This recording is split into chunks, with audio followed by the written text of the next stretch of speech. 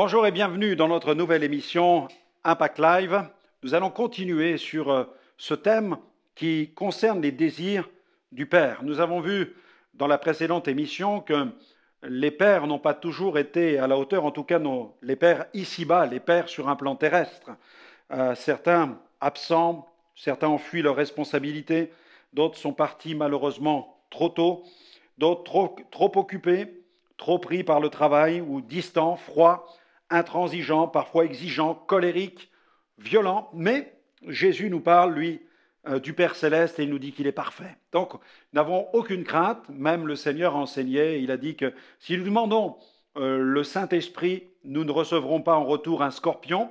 Si nous demandons du pain, nous ne recevrons pas des pierres. Donc, des images très fortes qui nous parlent de l'amour profond de ce Père Céleste, un Père qui nous aime vraiment.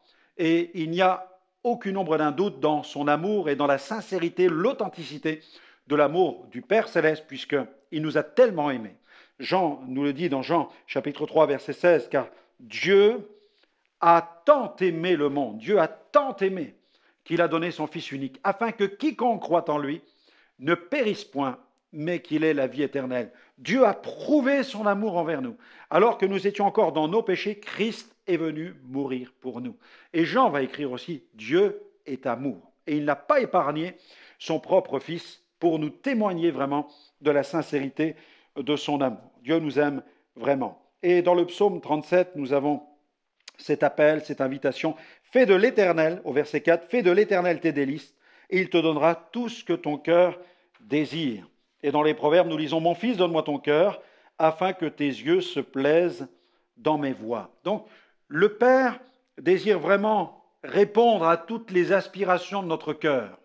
Mais pour que nos aspirations soient satisfaites par le Père, il est important que nous puissions aussi, suivre les voies de Dieu, se plaire, que nous puissions donner notre cœur au Père pour que notre cœur puisse se plaire dans les voies de Dieu. Et nous avons vu précédemment que le désir du Père, c'est de demeurer en nous. Il veut demeurer en nous, et Jésus l'a dit, que si nous croyons en lui, si nous croyons en sa parole, alors le Père et lui viennent faire leur demeure dans notre cœur. Le désir du Père, c'est un désir de demeurer, c'est aussi, nous l'avons vu, un désir de restauration. Il veut vraiment nous restaurer, guérir notre cœur brisé. Il veut guérir ce cœur qui était victime des effets dévastateurs du péché. Et puis, c'est aussi un désir d'intimité. Nous allons le voir dans quelques instants. Mais en attendant, nous écoutons Émilie Charrette qui nous chante ce chant. Ce que nous voulons, Seigneur, c'est toi. Est-ce que c'est lui que vous voulez? Alors si vous le voulez, soyez sûr qu'il va venir chez vous. On se retrouve dans quelques instants.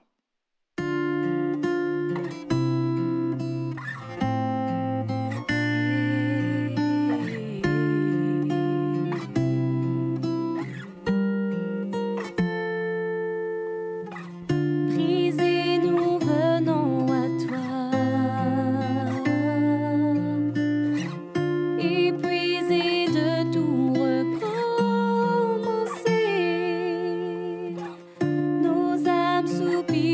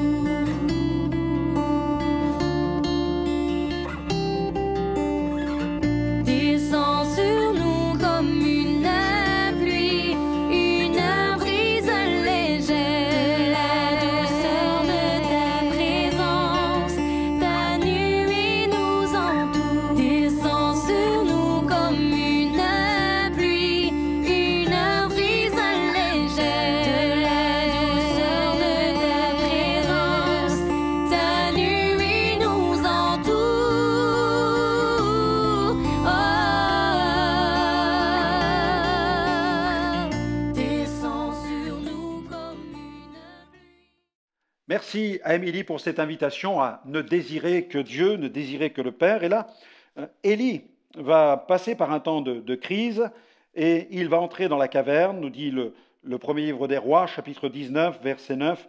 Il y passa la nuit, voici la parole de l'Éternel lui fut adressée en ces mots. Que fais-tu ici, Élie? Et Élie va expliquer son désarroi face au déclin spirituel au sein de son peuple, avec l'émergence de toutes sortes de faux prophètes. Mais l'Éternel va lui dire, sors, au verset 11, tiens-toi dans la montagne devant l'Éternel, et voici, l'Éternel passa. Et devant lui, il y eut un vent fort et violent qui déchirait les montagnes et brisait les rochers. L'Éternel n'était pas dans le vent. Et après le vent, ce fut un tremblement de terre.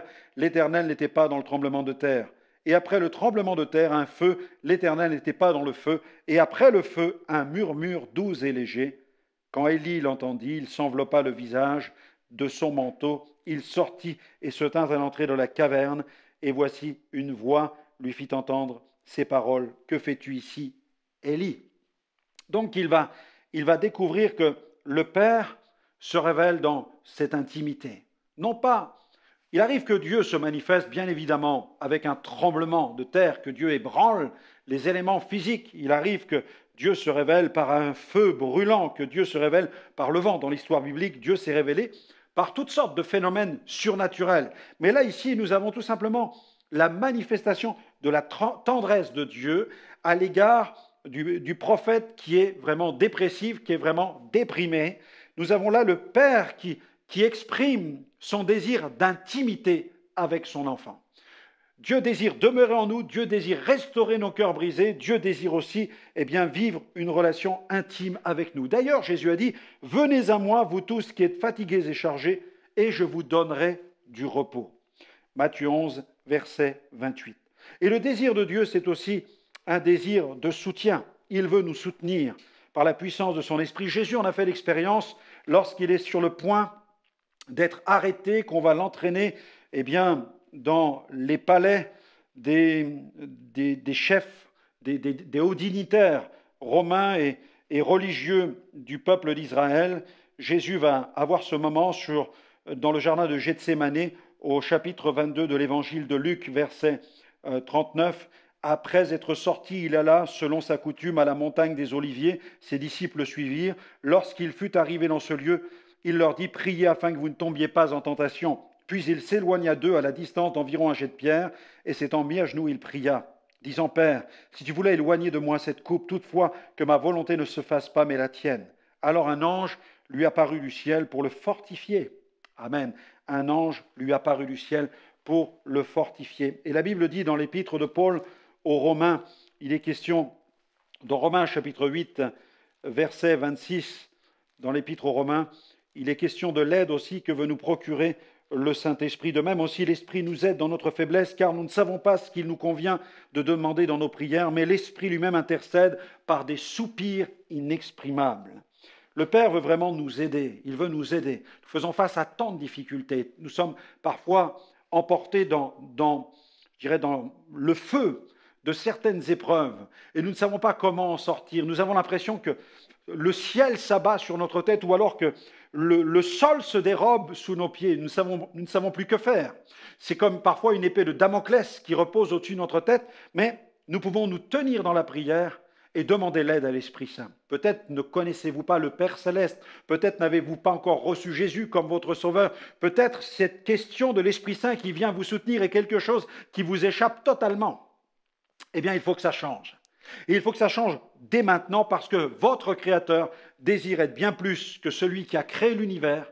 Il désire dépasser l'idée même que vous pouvez vous faire de Dieu. Il désire venir habiter dans votre vie par la présence de son Esprit. Mais pour cela, il vous faut inviter Jésus comme votre Sauveur. Parce que le désir du Père, c'est aussi un désir de salut. Il désire nous sauver.